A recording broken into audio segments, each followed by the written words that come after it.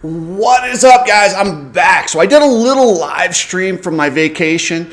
I was gone for about a week. I went to Lake Powell. We didn't have a lot of phone service. We had Starlink for a little while. So I listen, I just took some time to be with my family and hang out. But enough about me and why I wasn't doing videos for almost a week. I am trying to get through all the donation stuff because I was unplugged for a little while, but I saw RJ Hampshire hit the scaffolding. I've got the multiple messages about what Carrie Coombs told everybody, and I'm going to tell you why she said what she said. It's more than just trashing Team USA. Of course, like always, the Coombs have an ulterior motive. And I feel so bad. One of my favorite riders in the GP series is Glen Coldenhoff. This was his farewell race. He has had better performances in the Motocross of Nations than he has in MXGP. I mean, he's come out of his mind, and they had a legitimate shot to win this thing with Kai de Wolf, him, and Calvin Villandra. And the way that Kai de Wolf and Calvin rode, if they had had Glen Coldenhoff, no doubt they'd have been on the podium. They might have been able to win. They were that good. But there was a blind jump, and with the volunteer flaggers, they missed him. And this weekend, we've got the Huntington Beach Arena Cross. It's a free event. If you're out in California, head down to the Moto Fest. They have racing on the beach. They've got baggers slamming around. Roland Sands is very involved in this event. We'll have a lot of V-twin people. We'll have a lot of motorcycle people, and we'll all be on the beach having a good time. Arena Cross looked at this. They didn't want to start their series this early, but they're like, you know what? They're inviting us. This is a great opportunity to showcase what we do and maybe gain some new fans, and I'm all in on it. I'll be there. Look for me. I'll be there around the Nano Extreme guys. Anton Nordstrom is racing under the Nano Extreme banner this weekend. He's got, I believe, graphics. He's got his helmet done up. He's got the legendary Kenny Watson with him. Watson will be there. If you need a sample of Nano Extreme and you want to try it and you're there, find the legendary Kenny Watson or anyone with a Nano Extreme shirt. Hit them up. They got a sample, and they will get you dialed in on this pain cream. It's amazing. And this month, Coach Rob is doing a benefit for Jerry Robin and Hayden Bennett. If you click over or head over and do a phone consultation with Coach Rob, all of that, 100% of that money, and Coach will double that and donate it to both Hayden and Jerry. We're going to split it down the middle, and Coach is going to match everything that you're paying for that consultation and double it towards them. It's a really cool deal that Coach is doing. And if you're shipping anything, use Precision Transport. That's pretransport.com, family owned, just a great company. All right, guys, let's get into this. You need people like me so you can point your fucking fingers and say, that's the bad guy. So I got some thoughts on the Motocross of Nations. Overall, that was such a cool event, and we love this so much because these teams are riding for us. They're not riding for Honda. They're not riding for Yamaha. They're riding for us, and it feels good, and that's why we love it so much. That's why it gets so many fans involved. We are emotionally invested. Like I said, I was on a family retreat, and I was kind of trying to get notes and watch what I could. And my family members who know nothing about dirt bikes said, how's America doing? Where are we at? They cared. That's what you want. You want people to care and have a reason to care. And having it represent your country accomplishes all of that. My hat goes off to Australia. That was hard. It is so hard to repeat in this event. You get 3 riders. You got to grab your 3 best riders. You put them on the team. It is rare, if ever, that we get the exact same team 2 years in a row. But clearly, the Lawrence brothers are the 2 best Australians in the history of the sport. What that does to the 3rd rider is puts so much pressure, and it takes away some of the glory. Now, if they win like they did last year, it's okay. The Lawrences won, and this guy didn't mess it up. I know I keep calling him Weber. I don't know why. That's just a thing that I do. I know his name's Kyle Webster. I watched him all year in the Australian Nationals battling Jett Beaton on a 450. That's the other thing. So Kyle Webster's going in there with all this pressure. Don't screw it up. You got the 2 best guys on your team.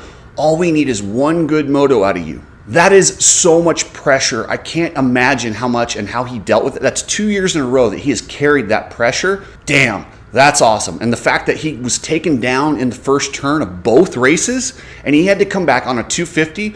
This is a 450 rider. This guy races the 450 in Australia. He bumped down to the 250 to represent his country. You have to relearn how to ride that bike. It's so different. And he's got to beat 450s because in those races, You have to catch and pass guys on 450s because every position counts. Even if a 450 is in front of you, you're not competing against just the 250s.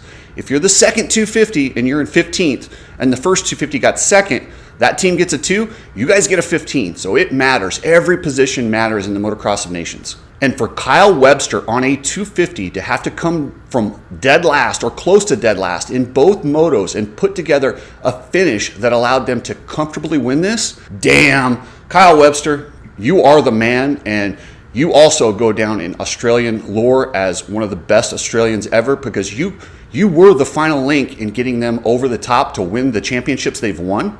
You need 3 riders to win this event. 2 will not get it done. Even if they are the 2 best riders on the planet right now, and there's very well an argument you could make that. The only guy to even beat either of the Lawrences in any moto was Tomac, and I think Jett let him do it. He realized it was wrapped up. Jett is the king of managing risk. He never takes risk. He doesn't have to. He's in third. He knows they got it wrapped up. He'll stay in third. There's not a lot of ego when it comes to Jett, and that's one of the things that makes him so great. He does what he has to, not much more.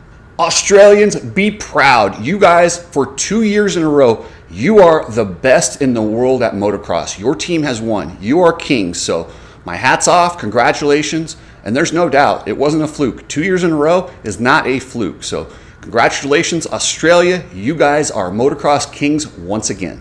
How about Team USA? Now, second place is not what's expected. When you're on Team USA, you're expected to win, and anything but a win is considered a failure. And we've created our own expectations with that, with winning it so many different times. It's just the attitude we have in the United States. But for this team who was in jeopardy 2 weeks ago, I mean, we lost 2 of our 3 members in the last race of SMX. For the replacements, RJ Hampshire and Justin Cooper, to step in there on last minute notice. And you got Justin Cooper going from a 450 to a 250 with 2 weeks to adjust. Damn, my hat's off. And keep in mind, they do all this for free. They risk their careers. And then Justin Cooper, he's the only rider that completed all 31 of the Supercross and Motocross and SMX events. This dude needed a break more than anybody, and he stepped up on a moment's notice and represented his country. Damn, not much more is more patriotic than that. While it won't go down in the history books as one of the best performances ever, it will in my book because Justin Cooper stepped up. And Eli Tomac, the legend, he's not quite what he once was. He's not the best rider on earth, but he stepped up and fought, and he ended up that final moto in second place. He showed us flashes of beast mode. Keep in mind, this guy's on the wrong side of 30. He's heading to another team. I'm hearing Kawasaki might be in the mix. I thought the KTM deal was done. Stay tuned on that one. I don't know where that's going. But sometimes these guys sign a letter of intent, and those can be broken pretty easily. And if he just signed a letter of intent, yeah, he could probably break that if he wants to and go over to the Kawasaki. I would say at this point, just go to KTM. I think it's going to be a disaster, but I don't think Kawasaki would be much better. He's already been there. They didn't let him change the bike. I don't know why you'd go back unless it's just for a truckload of money. And if that's the case, get the money and run, Eli. It's yours. You have earned it with your resume, and Kawasaki's desperate, but I think they're silly. I think what Kawasaki needs to do, focus on getting Chase Sexton dialed in, just bump Marchbanks up to that second spot. He'll look like a hero. There's not a lot of expectations on Marchbanks. If you bring in a Tomac, they expect podiums and wins. If you bring in Marchbanks and he gets on the podium, wow, that does so much more for your brand than somebody who's expected. The expectations are lowered, and that's the thing. We look at bikes and we judge them based on expectations. If we expect a guy to get 5th and he gets on a bike and gets 4th, we're like, wow, must be a good bike. If he expected to get 5th and he gets 6th, we're like, is it the bike? Kawasaki has a bad atmosphere around their truck right now. The way the Jorge Prado situation went down did some real damage to their credibility. If they were to bring in Tomac and have another disaster, oh boy, that'd be catastrophic for Kawasaki. Just bring up Marchbanks. If he doesn't do good, there's not expectations. There's not much to lose. There's a lot to gain. I don't know why they wouldn't just bump him up. It's an easy decision. That's what they need to do. And the thing about Marchbanks is he's so good, and he's not expected to be good. Even if Sexton isn't good, Marchbanks is going to make that bike look okay and really save face for the team. So Kawasaki, stop with all these other ideas. Just bump Marchbanks up. Now to RJ Hampshire. And man, I once again tip my hat to RJ Hampshire for jumping on this team on short notice. And what a lot of people didn't know, and I didn't know, the day after Hayden Deegan announced he couldn't race this race, RJ had a horrendous practice crash and really should not have been racing. I don't know what the extent of the injuries were, but he didn't talk about a specific limb. And RJ has a history with concussions, and seeing that his mistakes were back, the mistakes that we hadn't seen in a long time, makes me think he probably hit his head in that crash. And for him to go out there, risk his future, his career, his life for our country, damn, listen, I don't care. I'm just glad he's okay. I mean, he hit a scaffolding out there. By the way, what in the hell is a scaffolding doing that close to the track? That's disgusting. And for promoters who make at a minimum $15 million of revenue from that event, I'm guessing they made a lot more, to not have air fences, which would cost, if you covered every fixed object around that track with air fences, you're talking maybe 40 grand. Now you're collecting probably 20 to 25 million in revenue, and you're not going to throw 40 grand to protect these riders who are competing for free. And don't tell me those rolled hay bales. You hit a rolled hay bale, those giant ones they had up there, that's the equivalent of hitting a small car. If you've ever hit one of those, you'll know they are not safe. While they might appear optics safe, oh, it's just hay. Those things are rolled tight, they're big, they're heavy, they don't move. You hit one of those things, it's not going to be good. And now to the wicked witch of motocross, Carrie Coombs. Oh, this lady is despicable. Allegedly, she's a wino. She likes to drink. And her idea of taking heat off of the fact that RJ hit a scaffolding. Apparently, she got a couple bottles of wine in her, allegedly, jumped on the mic and started spinning the narrative about RJ and America would have won if RJ didn't do RJ things. Well, the RJ thing that he did, ma'am, is he went out there when he shouldn't have been out there, raced your race for free while you're collecting all this money and chintzing out on safety, basic safety. So her getting up there talking about RJ doing RJ things, that is a direct attempt to make it look like the rider. It was the rider's fault that he hit the scaffolding, not the promoters. It had nothing to do with the overall results of the race. She couldn't care less. She's just counting her money. But what she's doing is she's making it sound like RJ's crazy. RJ's flying off the track. You can't protect anything when a guy does what RJ does, which is just incorrect. That's factually incorrect. And to get on the microphone and disrespect somebody who just laid his heart on the line, risked his career, risked his health for the country and their race is absolutely despicable. It's disgusting, and it makes me just want to puke. Hopefully you guys can see how this played out, because the USA, the best the USA could have possibly hoped for. I mean, if Australia does what they did, we're not winning. They're just too good right now. The best we could hope for is second place. That's what we got. Why would you trash our team when we got probably the best result we could have with 2 weeks notice? 2 weeks notice, and RJ Hampshire coming in off a huge injury, and he probably shouldn't be racing. The fact that we got second, like I said, in America, we disregard second places. That was probably the most triumphant second place that Team USA has ever got, and I commend them, and I'm like, great job. That is the best we could have done with the team we had and the situation we had going against the Lawrences. And if Webster rides that good, that it is what it is. The only hope for anyone to beat Australia is for Webster to have a bad day. He had a bad day and still fought through it to put in a good moto result. And I normally don't talk about things where, like, Coombs got on the mic and said the things that she said, that RJ's doing RJ things, unless I heard it personally. I didn't hear it firsthand, but I got back home from Lake Powell and I've got hundreds of inbox messages complaining and furious that she did this. And multiple different people have sent me essentially the same thing. So I'm assuming, if you put a few emails together from separate people, this happened. And I want to add how much money they raked in on this event. They didn't take care of the VIP. People paid $1,200 to have VIP tickets to the Motocross of Nations. They were promised food, bathrooms, decent accommodations. They did not deliver. One gentleman sent me his email from Tim Cotter apologizing and saying, oh, hopefully we'll do better. But there was no offer for a discount. There was no offer for a rebate. There was no offer for half price next year. Come on, man, stop being so cheap. If you promise specific items and you don't deliver, you owe money back. Feld did it. Feld gave half off to people who complained after the Charlotte debacle. That's what it is when you're a live event promoter and you're collecting millions and millions of dollars and profiting more than anyone, having your riders go for free. The least you can do is deliver what you sell. And it's also being alleged that it was really hard to get a hotel. The hotels in Crawfordsville were all purchased by MX Sports. They bought them out. I don't know if they were selling them as part of VIP packages and the hotels, but then they ramped up camping prices. The camping fees were almost double what Loretta Lynn's charges. They wanted to squeeze every damn dime out of the motocross community. And you know what? We still pay it because we love this sport. We love this event. It just sucks that they're taking credit for creating this sport, creating this. They think they do it on their own. Not one person pays for accommodations. We pay to go watch Jett Lawrence, Eli Tomac, Team USA, Team France. We pay to see those guys do battle for who's on top. Thank you, MX Sports, for doing a decent job making it look okay. But you're cutting off your nose to spite your face when you're just getting so greedy, not using air fences, nickel and diming fans and riders, and it's just insane. It's insane that the factories let this happen.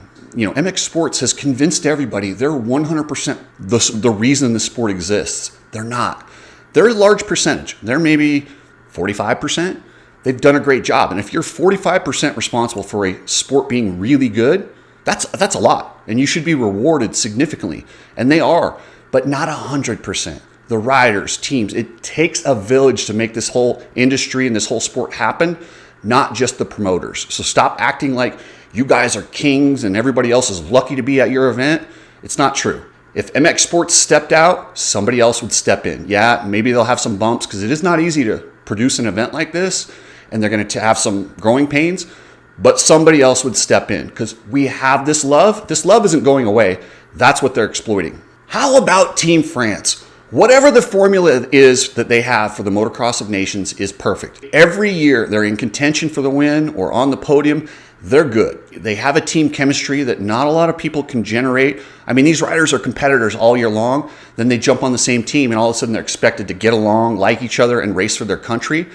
That's not easy. And it's usually 2 weeks after the end of their series when they've been battling each other. And the way France seems to every year come together as a team and be in contention for this, damn. I had them third coming in, but if you look on paper at their riders, they did not have the third place team, but I gave them a lot of credit for being great at what they do and great at whatever the atmosphere is they're creating around their team. It works. So congratulations, France. Once again, you guys were in contention, and Renault, who had a horrible season, came through with some good results. Valian from in the 250 class outrode what he did all year. And Romain Fevre was up there in contention, right where I thought he would be. So great job, guys. Belgium wasn't on the podium, but man, I'm telling you, watch the Koenen brothers. They are talented. And I think the pressure kind of got to Lucas Koenen. He has built it up, and they've kind of built that narrative around him that he's going to be the guy to stop Jett. He's the one that's going to be better than Jett. And I think you could see him forcing it. And on that track, if you pushed and you went a little bit too hard, it bit you. And for the first time all year, I saw Lucas look out of character. All year, he's ridden within himself, been really confident. And when he got behind Jett, he looked out of sorts to me. He looked like he was trying too hard. I think you're going to see good things out of Lucas Koenen, and that was a great learning experience for him. And hey, Belgium still got fourth. They had Liam Everts on their team riding the open bike, a 250 guy that jumped up. He was right there in the mix. And had Sasha Koenen done what he does sometimes, every once in a while, this dude throws down and can beat anyone in the world, but he has a tendency to make big mistakes. Unfortunately, both motos bit him. Had he completed one of those amazing motos that I've seen him do, they're in contention for the win. Unfortunately, after that huge get off in his first moto, he didn't look right, but he's tough as nails. You'll not see anyone take bigger crashes than Sasha Koenen, get up and keep racing. I don't know if he's made out of rubber. I have no clue, but this dude is tough, fast, and I know his brother Lucas is probably a little bit better than him, but Sasha Koenen, he might be my favorite Koenen for sure. How about Joe Shimoda in his 450 audition? I'll tell you what, there's a lot of teams that took note of that and said, oh, Joe Shimoda can ride a 450. I'll tell you what, Honda better get off their asses and make sure that Joe has a 450 spot next to the Lawrence brothers. They're going to have to field 3 bikes, or somebody's coming in with a big money offer, and they're going to take Joe. I think next year's his last year in a 250, and you're going to see Joe go full-time in the 450 class, probably on a Honda next to the Lawrence brothers. But what if Star Yamaha comes in and throws a ton of money at him? I could see them doing that. The thing is they've got Hayden Deegan, and Joe and Hayden have had a rivalry. But I'll tell you what, the Deegans, as much as they've had a rivalry with Joe, they respect him. They 100% respect Joe Shimoda. And the thing about Deegan on the 450, he's going to have his own truck. He won't have to pit next to Joe Shimoda if they were to hire him. They would have 2 separate trucks, and it would be very manageable. And like I said, Joe is one of the most even keel, nice people to be around, and I know he'll get crap if he's battling Deegan. But if there's anyone who has the personality to coexist with Hayden Deegan, it's Joe Shimoda. And I do know the Deegans have a ton of respect for him. Even though they battle him fiercely, they also respect the fact that Joe fights hard and doesn't whine. And you didn't hear Joe complaining after SMX. He's like, listen, I expected that. That was the way it was. He was kind of cool with it, actually. He was surprisingly okay with the tactics because he said, I expect that. It's the last round. Did it go over the line? Who knows? But Joe didn't care. Joe expected it, battled it, and actually played right into it. He could have backed off, rode behind Hayden. He chose to take him on instead. That's honorable, man. And I'll tell you what, from a guy from Japan, you'll never doubt his honor, his courage. That dude's a warrior. And if I were a team manager and I had a 450 spot, or I would make a spot because Joe's the guy I want on my team. So overall, the race was flat out amazing. I loved it. I appreciate the Motocross to Nations. I think it's horrible that we make our guys do it and kind of expect them to do it for free when the promoters are collecting probably $20+ million from one event, exploiting fans, riders, teams, and our patriotism for their profit. It's disgusting. And the fact that they skimped, did not cover a scaffolding, and RJ Hampshire smashed into it. Luckily, it's not a career-ending injury or extremely serious injury, and he'll be okay. But that could have been horrible. And instead of saying, oh yeah, we're going to fix it, we're going to get air fences, they come out with a narrative to blame RJ, blame the rider for being out of control when they're out there racing at the highest level. Shut up, old lady. Just shut up. Get your bottle of wine and get the hell out of our sport. We don't need you. Get some revenue sharing. This sport's huge. That event was huge. But it can be even bigger and even better if they weren't such tyrants at the top. Check out Ride Strap, goggles, glasses, shirts, just a really cool company. I appreciate them. Head over to ridestrap.com. Alias MX gear. This stuff is really high quality. Head over to Alias MX and get your gear. All right, guys, I'm going to wrap this video up. I might try and get one out tomorrow before I head to Huntington Beach for the Arena Cross. But I'll tell you what, after spending a week in Lake Powell, I'm a bit spent. Maybe I'll hit up my peptides. Thank you, Veltrogen, for hooking me up with some BPC 157, some Thymosin Alpha to protect my immune system. If you guys need that, head over there. Use code COOKSY and get a discount. And I had a little rant about biker gangs, but I'll probably save that till after this weekend where I go to this event where all these bike gangs will be. I had this knucklehead on our trip, my uncle's son-in-law, who thinks he's a Sons of Anarchy biker guy. What a clown. What a clown. I mean, he's real tough when he's going up against 65-year-old men. But when I stepped in the room, yeah, he got real quiet. And trust me, I am by no means a badass, but some dude that smokes all day, has tattoos all over, fat ass, smoking cigarettes, growing a goatee and getting tattoos doesn't make you tough. It just doesn't. So if you think riding a Harley with your Marlboro Man denim shirt cut off makes you tough, you're an idiot. You're an idiot. You're a coward who can't be on your own. Real men stand up for themselves. Real men don't need a crew to feel decent or feel complete. So anyway, I'll probably tell that story after I get back. And Coach Rob has stepped in. He's giving away a $500 blood work package. What you do is you put your blood in there, they test it, they tell you exactly what you need, nutrients you need, exercise you should do. It's crazy. It will change your life if you do this. It's $500 value, but Coach is giving it away this month. One of you members is going to get a blood workup, and we're going to have you like a fine-tuned machine. Thanks, guys. Here's your member of the day. Let's start this off by saying, we got them. The illegal sale of American motorcycle racing. I present a case that reveals how the American Motorcyclist Association's 2008 sale of its racing properties constituted an illegal transfer of public trust into private hands. My name's B. Maisie, and I'm here to stir shit up. So I made a song for you guys. You know, it's crazy that the riders still gotta pay to race, even though these guys are just filling their pockets because they're money-hungry, greedy, stupid mother, ex-circus owners, but still got the same mindset for the Supercross. Screw Feld, screw the AMA, and screw Rob Dingman. I'm reading your obituary. It says you died in 2008. I guess selling souls is a business, 'cause you gave it all away. But your cause of death was suspicious. Lord knows your soul was lost. I am just a witness, 'cause I know who killed motocross.